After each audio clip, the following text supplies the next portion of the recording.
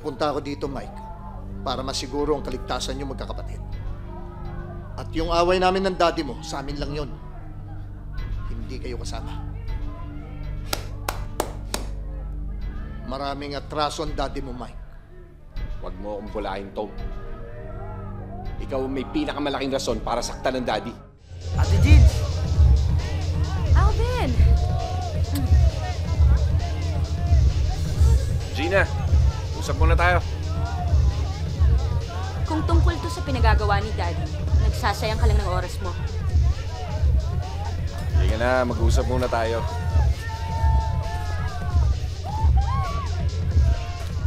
Mike, I can live independently without his money. Iba yung prinsipyo ko eh. Principles. Kuya Mike, cool ko lang. Daming tao nakakahiya. Pare, in-order ko. Excuse me. Alam mo, ang prinsipyo mo, dapat na kay daddy. Ama mo yun. Alam mo, nasan ba utak mo? Nasa paa? Family business ang iniwan sa'yo ni daddy. Sa tingin mo, kanino kailangan iiwan yun? Sa mga hitman niya, hindi ba marami sila? Hi guys. Mukhang seryoso yung usapan nyo. Drinks? Sino to? Mike, ano ba? Kaibigan ko lang siya! Huwag mong lolokohin ng kapatid ko. Kung hindi, magtago ka na. Ben, halika na nga. Okay. See you guys.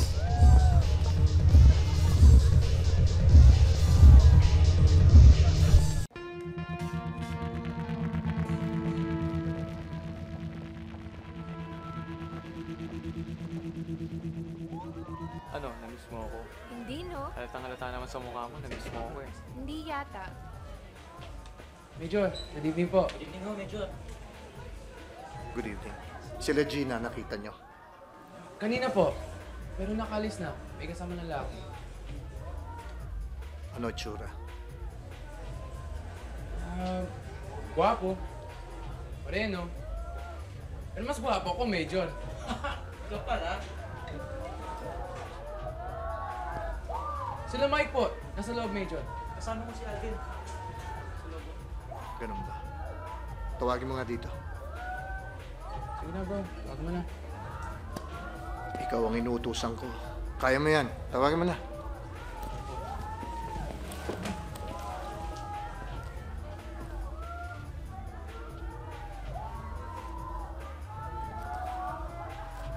Tom, napasugod ka.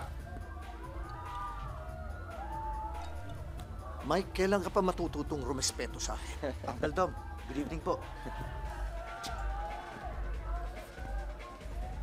Si Gina, nasaan? Kasama ko yung barkada eh. May problema ho ba? Meron. Umuwi na kayo, Mike. Mainit ang panahon ngayon. Magpalamig muna tayo. Okay lang kami. Kung gusto mo, ikaw ang umuwi. Uminom ka ng beer sa inyo, tumapat ka sa aircon, sigurado lalamigin ka. Kuya Mike, ano ba? Ano ba problema mo? Wala naman akong problema eh. Wala naman pinanggagalingan ng init dito, hindi sa'yo. Ano ibig mo sabihin? Alam ko, away niyo ni Daddy. Hindi ako natutulog sa pansitan. Kaya wag mo akong paandaran. Nagpunta ako dito, Mike, para masiguro ang kaligtasan niyo magkakapatid. At yung away namin ng daddy mo, sa amin lang yon. Hindi kayo kasama. Maraming atraso ang daddy mo, Mike. Wag mo akong bulahin, Tom. Ikaw ang may pinakamalaking rason para saktan ng Daddy. Uncle, next time na lang natin pag-usapan to. Uulitin ko sa'yo, Mike. Yung away namin ng daddy mo, sa amin lang yun. Ito naman ang tandaan mo, Tom. Kung sino kaaway ng daddy ko, kaaway ko rin.